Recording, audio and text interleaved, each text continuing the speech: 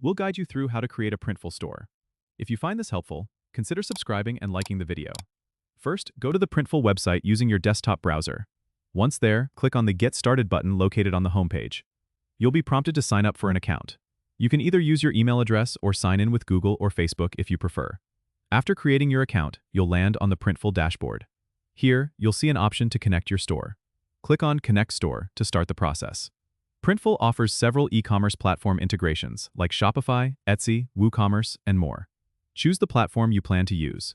For this example, let's say you choose Shopify. Click on the Shopify logo and then the Connect button. If you're not already signed into your Shopify account, you'll need to log in now. Once logged in, you'll be prompted to install the Printful app on your Shopify store. Click Install App to proceed. After the installation, you'll be redirected back to Printful, where you'll see your Shopify store connected. Now you're ready to add products. Go to the Product Templates section in the Printful dashboard. Click New Template and browse the catalog to choose a product you want to sell, like a t-shirt or hoodie. Once you've selected a product, design it using the Printful design tool. You can upload your own artwork or use the available design assets. When you're happy with your design, save the template and then push it to your store by clicking Add to Store.